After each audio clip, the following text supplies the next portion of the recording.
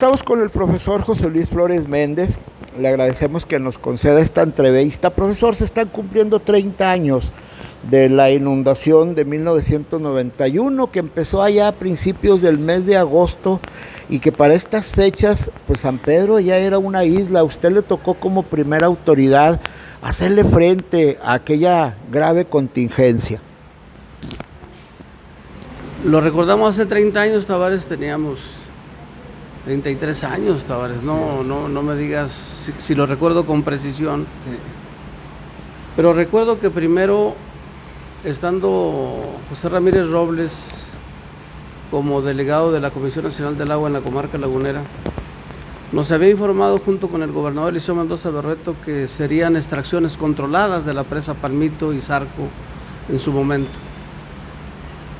Nos decían que iban a salir 50 metros cúbicos por segundo y que el vado de San Miguel los podía soportar sin problema, y que poniendo una alcantarilla con esa capacidad podría el tránsito de los vehículos continuar permanentemente.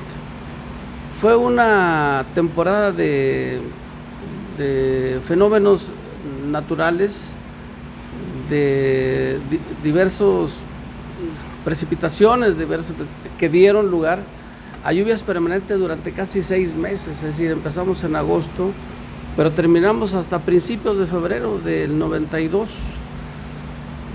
Calculamos que hayan pasado por el río aquí por San Miguel y lo que derivó en una isla para San Pedro, lo que se fue por Cerro Santiago después del rompimiento del Portillo de San Francisco, aproximadamente el contenido de unas 3.5, 4 presas Palmito por este rumbo, lo que permitió posteriormente que pudieran sembrar diversos productores en la laguna de Mairán, cuando menos durante 3 a 4 ciclos continuos.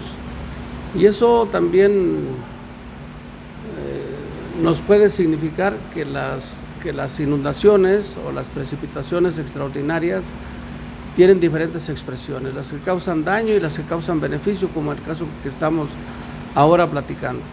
Además de la recarga del manto freático que en la comarca lagunera tanto nos hacía falta, como hasta la fecha o como en estas fechas, y que bueno, pues las lluvias desafortunadamente han estado ausentes en los últimos tiempos.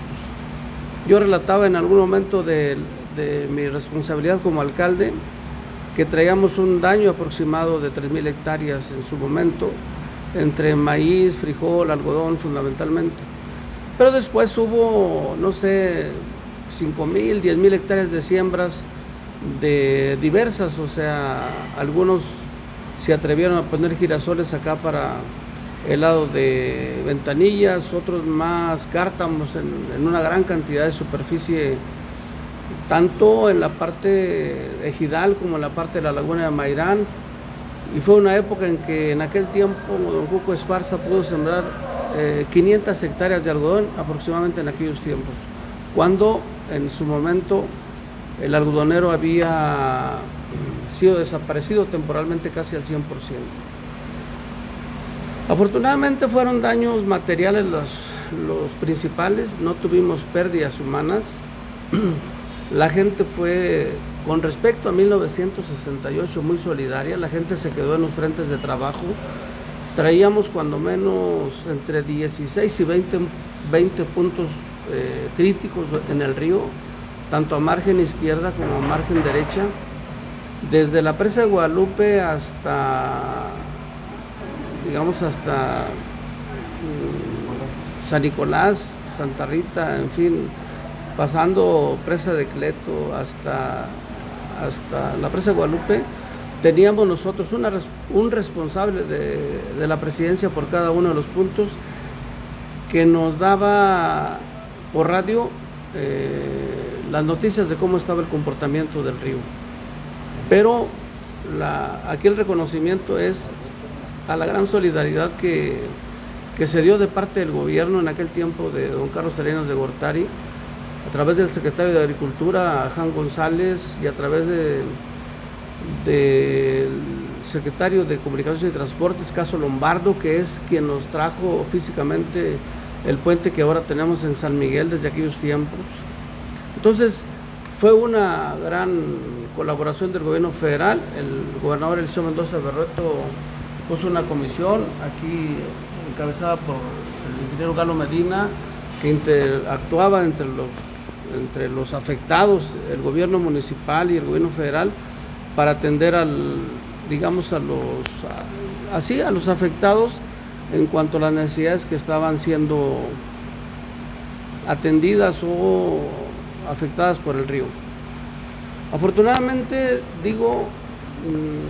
pudimos nosotros sobrellevar el asunto porque teníamos recursos municipales que, gracias a la buena administración que llevó mi tesorero Aníbal Morales, teníamos recursos para hacerle frente en ese momento a las circunstancias.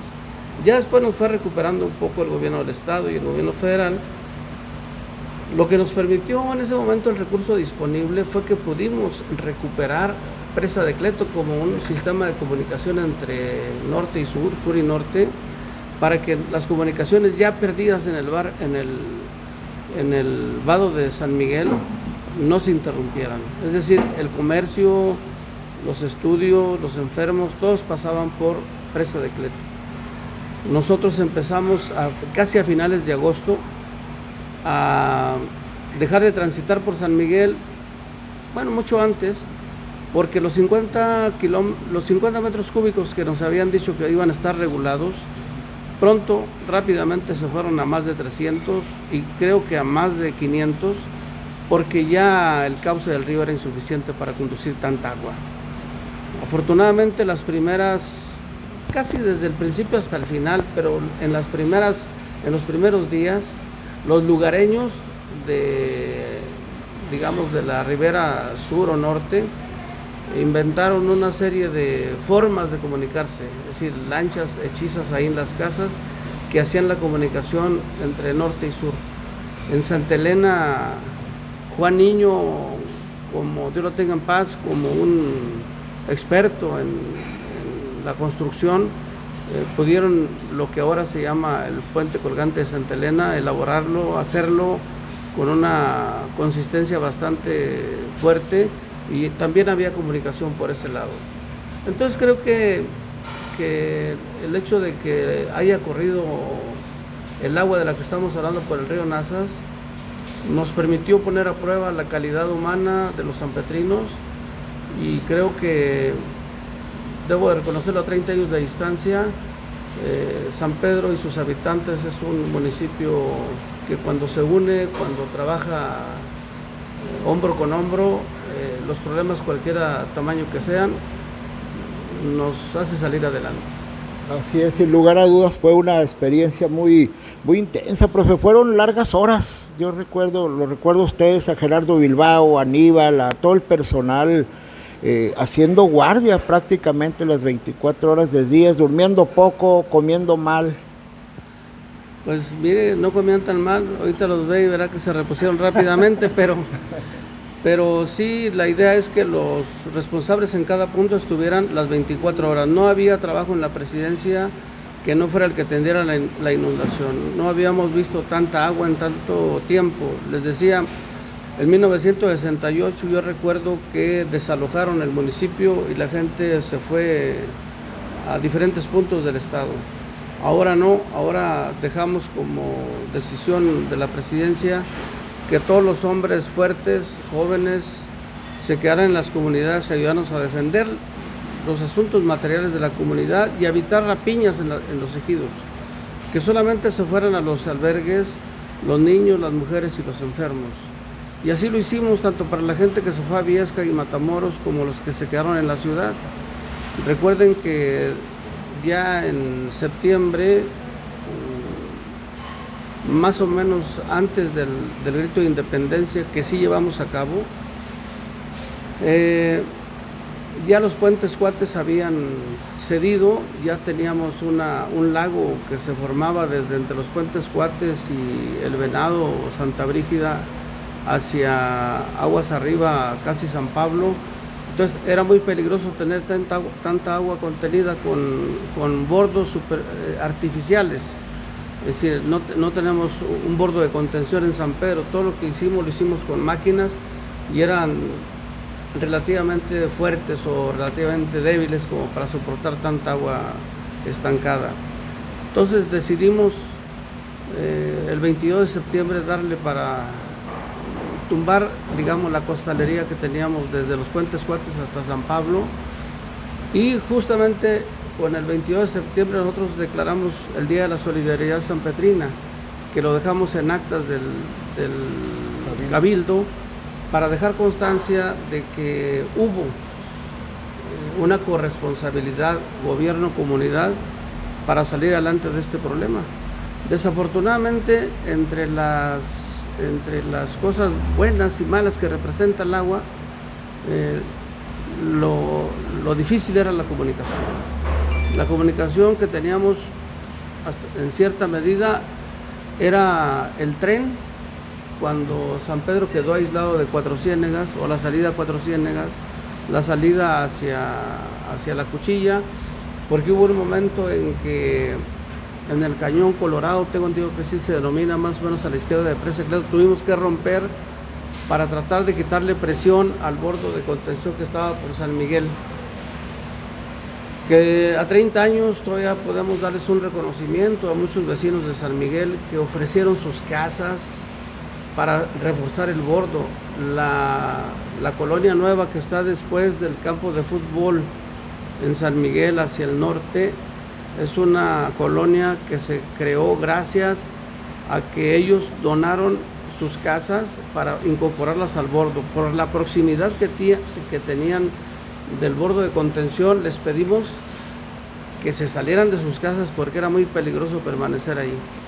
Y ellos durante la noche pudieron deshacerse de las cosas, más bien desalojar las cosas materiales que necesitaban y dejar los adobes y el espacio como zona de préstamo para que las máquinas pudieran trabajar. Y eso permitió salvar a San Miguel, y de hecho lo que es la corriente de San Miguel, probablemente salvamos Mairán y Santa Rita por la misma razón que esa colonia nueva en San Miguel solidariamente prestó sus casas. Entonces son muchas historias bonitas. Sí, sé que también hay algunas historias que no... ¿Hubo fallecimientos, profesor? No por causa del río, no por causa de un mal manejo de la circunstancia de la inundación. Sería por otras cosas, pero menos por un mal manejo o un manejo irresponsable del fenómeno de la inundación. Una gran experiencia de vida, maestro. Sí, te marca porque son retos que te pone la administración pública y bueno, y Diosito, ¿verdad? Porque eres el que nos manda esos retos y los pudimos cumplir. Claro, aquí debo de reconocer que ninguno de los funcionarios a los que les dimos una tarea se rajó, todos pusieron todo su empeño, todos hicieron lo que estaba humanamente posible en sus manos, y creo que descuidando un poco los asuntos familiares, pasaron horas completas en los puntos de responsabilidad que se les asignó, y nosotros lo único que tenemos en este caso, en esta fecha que recordamos aquel fenómeno, es agradecimiento para la gente que nos prestó su ayuda. Y creo que el equipo que estaba conformado en aquel tiempo respondió con creces a la responsabilidad. Aquí reconocemos el esfuerzo que puso el presidente de la República en su momento. Nos mandó cuando menos a 3 secretarios y algunos subsecretarios a apoyarnos después con lo que se denominó crédito a la palabra, para sembrar y aprovechar las humedades que teníamos. El gobierno del estado hizo lo propio y creo que nos ayudó a coordinar y a salir adelante. ¿El Plan Nueva Laguna? Bueno, el Plan Nueva Laguna ya estaba en marcha. De hecho, el Plan Nueva Laguna empieza con la asunción del presidente de la República a la presidencia, y creo que en el marco justamente del Plan Nueva Laguna es que también nos ayudó a hacerle frente a la situación. Los puentes. Claro, en aquel tiempo la comunicación entre Durango y Coahuila era un problema muy grave, porque solamente teníamos un acceso a través del Puente Negro en las vías del tren entre Gómez y Torreón. No había otra forma de comunicación. Estaba el puente también, el puente Naranja, que después lo hicieron color plata, no sé qué cosa le hicieron ahí, pero no teníamos más. Las filas de ingreso a un estado y a otro eran bastante prolongadas, la gente perdía mucho tiempo o batallaba para el acceso. Después de eso se construyeron 2 o 3 puentes más, el Solidaridad y otros, que comunicaron ya al estado de Coahuila con Durango, y en las inundaciones posteriores, que han sido relativamente cortas, pues no se ha evitado la comunicación. Entonces creo que aquí el tiempo que pudimos haber perdido, creo que se aprovechó después, generando economías emergentes en diversas regiones, tanto del estado de Durango como el estado de Coahuila. Así es. Profesor, muchas gracias. ¿Algo más que quieras comentar? ¿Algún recuerdo, algún comentario sobre aquella época? Nada, no nos perdimos ninguna de las experiencias que vivieron la gente como tal en aquella contingencia. Yo recuerdo a la menor de mis hijas que tenía que atenderse médicamente de manera periódica en Torreón. Mi señora Gloria y la niña pasábamos en las lanchas que los lancheros, digamos, de nuestro río fabricaron, y por ahí pasábamos cuando ya la comunicación por presa de reto se había interrumpido. Obviamente, entre lo chusco y o más bien entre las soluciones que quería el gobierno del estado proporcionarnos en aquellos tiempos, resultó lo chusco que no funcionó el tema del anfibio, porque fue antes destruido por un misil de un pinabete que estaba por ahí abajo con una punta bastante brava, que lo hizo pues digamos fenecer antes de ponerse a trabajar. Y yo decía, qué bueno, porque la propela que da cuando se da la vuelta y que empieza a hacer su efecto, impulsa oleaje bastante agresivo. Qué bueno que no funcionó, porque la parte norte del río en San Miguel era un bordo bastante débil, que tal vez nos lo hubiera puesto en peligro. Entonces, bueno, en todo obra Dios, y esta vez también obró a favor de los sanpetrinos. Así es. Gracias, maestro, muy amable. Gracias a ti.